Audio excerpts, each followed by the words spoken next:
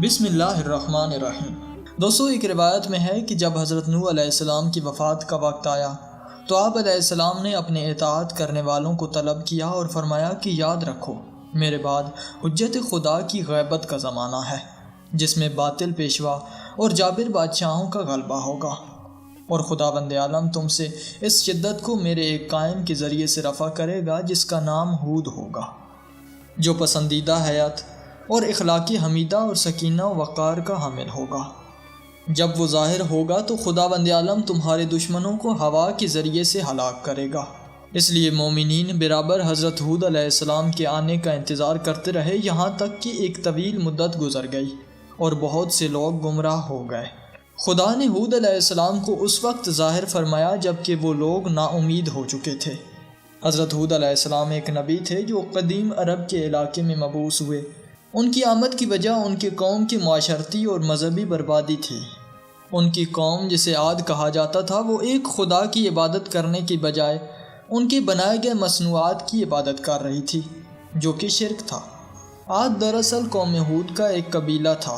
ان کے شہر 4 منزل کے تھے، ان کے پاس زراعت کافی اور خرما کے درخت بہت زیادہ تھے۔ ان کی عمریں دراز اور قد بہت بلند تھے۔ وہ بتوں کی پرستش کرتے تھے۔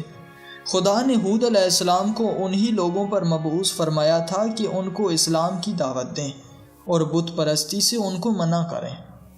ان لوگوں نے انکار کیا اور ایمان نہیں لائے، اور آپ علیہ السلام کو آزار پہنچاتے رہے۔ ایک دن ایسا ہوا کہ وہ لوگ ایک مقام پر جمع تھے۔ اس وقت ہود علیہ السلام ان کے پاس آئے اور کہا کہ خدا کی عبادت کرو، جس نے تم کو پیدا کیا ہے، اس کے سوا کوئی معبود نہیں۔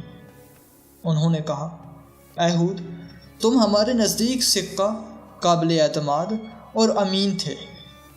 آپ نے فرمایا، میں تمہاری طرف خدا کا بھیجا ہوا آیا ہوں، بتوں کی پرستش ترک کر دو۔ ان لوگوں نے جب آپ علیہ السلام کا کلام سنا تو غضبناک ہو کر آپ کی طرف دوڑے اور آپ کا گلا گھونٹنا شروع کر دیا، یہاں تک کہ جب آپ مرنے کے قریب پہنچ گئے تو چھوڑا۔ حضرت ہود علیہ السلام ایک شبانہ روز تک بے ہوش رہے۔ جب ہوش آیا تو عرض کی کہ پروردگار، جو کچھ تو نے حکم دیا میں نے تعمیل کی، اور جو کچھ ان لوگوں نے کیا تو نے دیکھ لیا۔ اس وقت جبریل علیہ السلام نازل ہوئے اور کہا کہ حق تعالیٰ فرماتے ہیں کہ تم بد دل اور رنجیدہ ہو گئے اور اپنی قوم کی ہدایت میں سستی اختیار کی، حالانکہ میں نے وعدہ کیا ہے کہ تمہارا خوف ان کے دلوں میں ڈال دوں گا، پھر وہ لوگ تمہیں تکلیف پہنچانے پر قادر نہیں رہیں گے۔ یہ سن کر ہود علیہ السلام پھر اپنی قوم کی طرف آئے اور کہا، تم لوگوں نے بہت فساد اور سرکشی اختیار کی ہے۔ ان لوگوں نے کہا، ہود، ان باتوں کو ترک کرو، ورنہ اس مرتبہ تم کو ایسی اذیت دیں گے کہ پہلی تکلیف بھول جاؤ گے۔ ہود علیہ السلام نے فرمایا، سرکشی سے باز آؤ اور اپنے پروردگار سے توبہ کرو۔ پھر تو ان کے دلوں میں ہود علیہ السلام کا رعب اور خوف قائم ہو گیا۔ انہوں نے سمجھا کہ اب ہم لوگ ہود علیہ السلام کی زد و کوب پر قادر نہیں رہے، لہٰذا تمام قوم نے مل کر آپ علیہ السلام کی تکلیف پر کمر باندھی۔ حضرت ہود علیہ السلام نے ان لوگوں میں نعرہ لگایا جس کی شدت اور دہشت سے وہ لوگ دور ہٹ گئے۔ آپ علیہ السلام نے فرمایا کہ تم لوگ بھی نوح علیہ السلام کی قوم کی مانند کفر پر اڑے ہو۔ جس طرح نوح علیہ السلام نے اپنی قوم کے لیے بد دعا کی تھی، تم لوگ بھی اسی کے مستحق ہو۔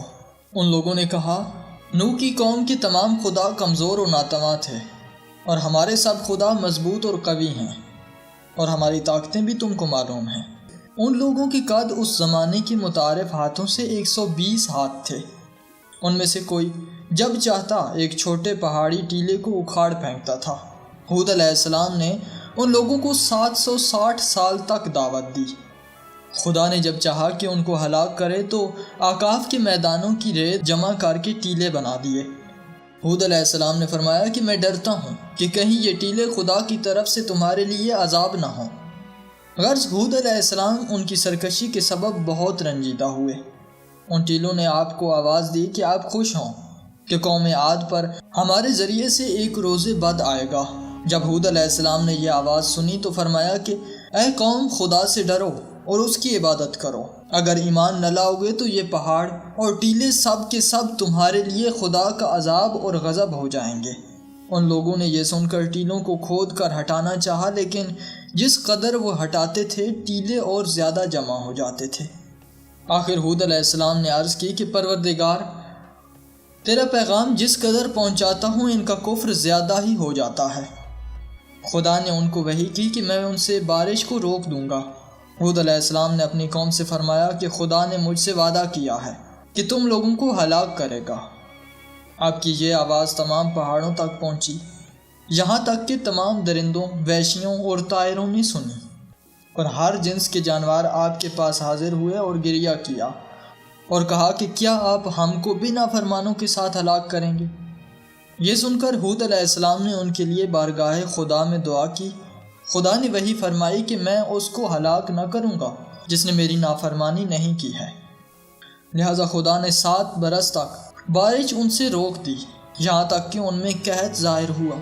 حضرت ہود علیہ السلام خود بھی زراعت کرتے تھے، غرض کہ حضرت ہود علیہ السلام اپنی قوم میں رہے اور ان کو خدا کی طرف دعوت دیتے رہے اور بتوں کی پرستش سے ان کو روکتے رہے۔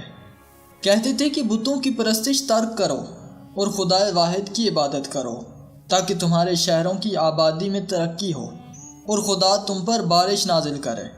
لیکن وہ لوگ ایمان نہیں لائے تو خدا نے ان پر نہایت سرد اور تند ہوا بھیجی، جس کو ان پر 7 شب اور 8 روز تک قائم رکھا۔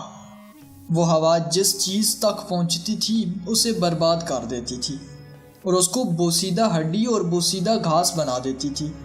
وہ ہوا مردوں اور عورتوں کو زمین سے بلند کر کے سر کے بل پٹکتی تھی اور پہاڑوں کو اکھاڑ پھینکتی تھی، ان کے مقامات کو کھود کر ریزہ ریزہ کر دیتی تھی۔ روایت ہے کہ قوم عاد کا انجام یہ ہوا کہ زمین پر جن جن شہروں میں ریت ہے وہ سب قوم عاد کے زمانے میں ان کی مسکن تھے۔ ریت پہلے بھی شہروں میں تھا لیکن کم تھا، مگر آخر زمانے میں زیادہ ہو گیا، اور وہ دراصل قوم عاد کی مضبوط قصر، قلعے، شہر، مکانات اور باغات تھے، اور ان کے شہر عرب کے آباد ترین شہر تھے۔ ان میں نہریں اور باغات تمام شہروں سے زیادہ تھے۔ جب وہ لوگ سرکش ہوئے اور بتوں کی پرستش کرنے لگے تو اللہ تعالیٰ ان پر غضبناک ہوا اور باد عقیم ان پر مسلط فرما دی، جس نے ان کے قصروں، شہروں، قلعوں، مکانوں اور منزلوں کو ریزہ ریزہ کر کے ریت بنا دیا۔